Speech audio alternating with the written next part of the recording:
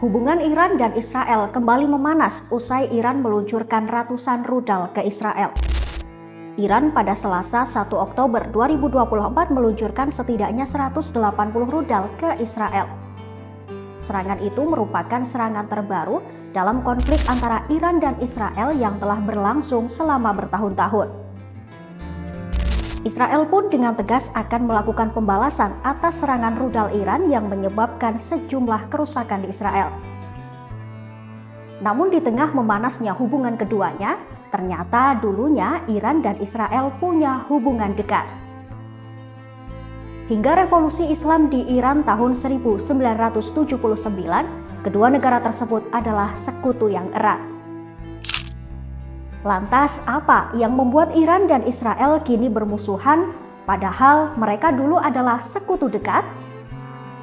Bersama saya Arini Kusuma, jurnalis Kompas.com. Jadi, gini ceritanya.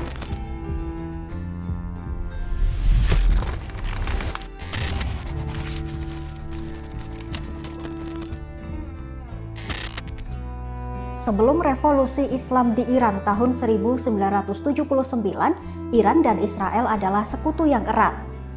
Saat itu, Iran bahkan menjadi salah satu negara pertama yang mengakui negara Israel tahun 1948. Israel juga memandang Iran sebagai sekutu untuk melawan negara-negara Arab dalam konflik Timur Tengah. Di bawah pimpinan Mohammad Reza Pahlavi, Iran akhirnya menyetujui proposal kerjasama diplomatik dengan Israel. Reza yang pro-Barat pun melihat cerahnya masa depan Iran jika hubungan dengan Israel terjalin. Seperti dugaannya, hubungan dengan Israel membuat Iran menjadi lebih cerah, khususnya dalam hal ekonomi.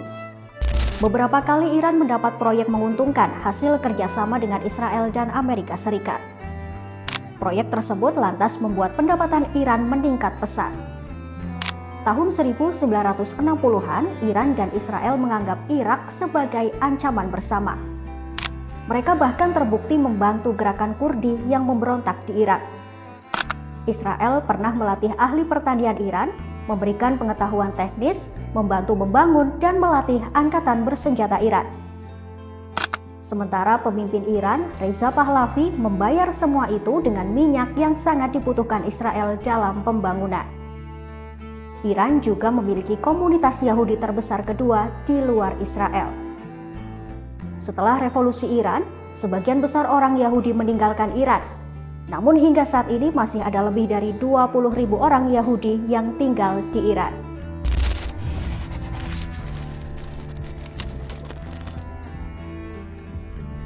Pada tahun 1979, revolusi Ayatollah Ruhollah Khomeini menggulingkan Shah Mohammad Reza Pahlavi dan mendirikan Republik Islam Iran. Salah satu ciri khas Khomeini adalah menolak imperialisme Amerika Serikat dan sekutunya Israel. Rezim Ayatollah Khomeini pun memutuskan hubungan dengan Israel, tidak lagi mengakui paspor warga negara Israel, serta menyita bangunan kedutaan Israel di Teheran untuk diserahkan ke Organisasi Pembebasan Palestina atau PLO. Permusuhan terhadap Israel adalah pilar rezim baru Iran karena banyak pemimpin Iran telah mengikuti pelatihan dan berpartisipasi dalam perang gerilya bersama kelompok Palestina. Menurut Ali Faiz, Direktur Program Iran di Lembaga Kajian Internasional Crisis Group, Iran yang baru ingin memproyeksikan dirinya sebagai kekuatan pan-Islam yang mengangkat perjuangan Palestina melawan Israel. Khomeini berulang kali mengkritik Israel atas pendudukannya di wilayah Palestina. Teheran secara bertahap juga mengembangkan retorika keras terhadap Israel dengan tujuan memenangkan hati negara-negara Arab. Iran juga mengirimkan garda revolusinya ke Beirut, Lebanon ketika Israel melakukan intervensi dalam Perang Saudara Lebanon 1982. Pada masa itu juga menandai kebangkitan Hizbullah Lebanon. Seiring berjalannya waktu, Israel juga mulai melihat Iran sebagai salah satu ancaman utama. Permusuhan keduanya lantas berkembang dari perkataan hingga perbuatan.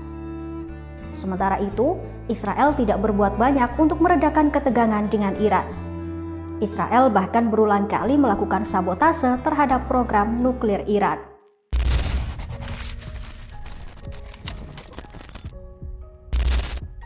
Di tengah permusuhannya dengan Israel, Iran terseret dalam konflik antara Hamas dengan Israel yang memanas sejak 7 Oktober 2023. Setelah Hamas meluncurkan serangan terhadap Israel, pemimpin Iran memuji apa yang disebutnya sebagai gempa bumi yang menghancurkan bagi Israel. Meski begitu, pemimpin tertinggi Iran Ayatollah Ali Khamenei membantah bahwa Iran terlibat dalam serangan yang disebut menewaskan 1.200 orang dan lebih dari 240 orang disandra. Usai serangan Hamas itu, Israel lantas membalas dengan serangan udara dan operasi darat di Gaza yang menewaskan lebih dari 41.000 orang. Meski keterlibatannya terus dibantah oleh Iran, namun negara itu tetap konsisten dikaitkan dengan Hamas usai serangan itu. Alasan logisnya adalah karena dukungan Iran yang tidak tergoyahkan terhadap poros perlawanan. Poros perlawanan adalah aliansi kelompok-kelompok yang menentang Israel dan pengaruh Amerika Serikat di Timur Tengah. Mereka adalah Hamas, Hizbullah Lebanon, kelompok di Irak, dan kelompok Houthi di Yaman. Sementara Hamas dan Hizbullah pun mendapatkan manfaat dari dukungan Iran dalam mempelopori gerakan melawan Israel. Iran pun kini telah terjun dalam konflik antara Hamas dan Israel. Seminggu setelah serangan 7 Oktober, Menteri Luar Negeri Iran saat itu Hussein Amir Abdullahian bertemu dengan pemimpin Hamas Ismail Haniyeh di Qatar.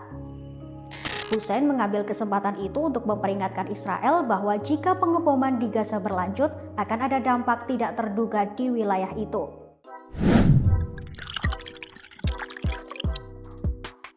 Kok tegang banget sih? Santai dulu nggak sih? Yuk minum dulu! Nah, sambil santai dan nunggu cerita selanjutnya gimana, boleh nih kalian klik dulu tombol like dan subscribe ya. Jangan lupa, kalau kalian mau dengar cerita yang lain, komen di bawah ya.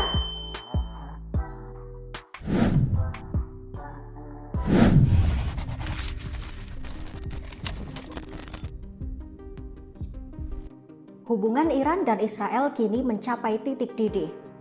Keadaan tersebut dimulai dari terbunuhnya pemimpin Hamas Ismail Haniyeh di Teheran, pemimpin Hizbullah Hasan Nasrallah di Beirut, Lebanon, dan Komandan Garda Revolusi Iran Brigadir Jenderal Abbas Nilforouzan di Lebanon.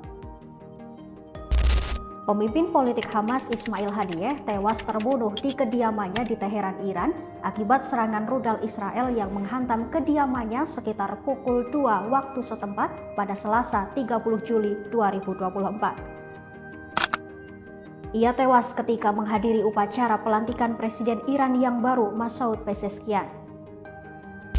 Kematian Haniyeh itu terjadi beberapa jam setelah Israel mengeklaim telah membunuh komandan militer Hizbullah Fuad Shur. Fuad Shur dilaporkan bertanggung jawab atas serangan roket di dataran tinggi Golan yang dikuasai Israel pada Sabtu 27 Juli 2024. Selang 2 bulan setelah kematian Haniyeh, Israel memburu pemimpin kelompok Hizbullah di Lebanon, Hasan Nasrallah. Hasan Nasrallah dilaporkan tewas pada Jumat 27 September 2024 ketika jet tempur Israel menyerang basis Hizbullah di selatan ibu kota Lebanon, Beirut. Nasrallah sendiri telah menjadi pemimpin Hizbullah selama 3 dekade.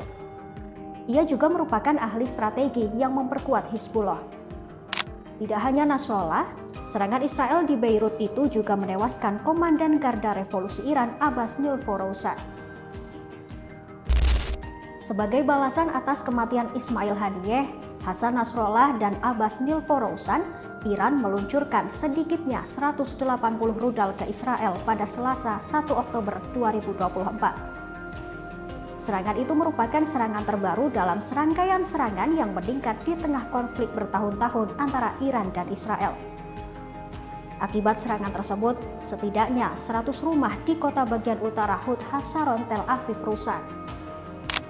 Di sisi lain, Perdana Menteri Israel Benjamin Netanyahu mengeklaim serangan rudal Iran ke Israel gagal berkat sistem pertahanan udara Israel yang canggih. Netanyahu pun menyebut Iran telah membuat kesalahan dengan menyerang Israel. Kini hubungan Iran dan Israel memanas di tengah konflik Israel dengan Hamas di jalur Gaza yang telah berlangsung 1 tahun. Perdana Menteri Israel Benjamin Netanyahu memastikan negaranya akan membalas serangan rudal Iran baru-baru ini, sebab Israel memiliki hak untuk membela diri dan menanggapi rentetan serangan Iran. Tak tinggal diam, Iran juga mengeluarkan peringatan jika Israel membalas serangan rudal mereka. Menteri Luar Negeri Iran Abbas Araghchi mengancam akan adanya reaksi lebih kuat terhadap setiap agresi Israel. Sekarang tinggal menunggu waktu. Akankah Israel benar-benar membalas serangan Iran dan meningkatkan eskalasi menjadi perang besar-besaran di Timur Tengah? Saya Arini Kusuma, sampai jumpa di cerita-cerita selanjutnya.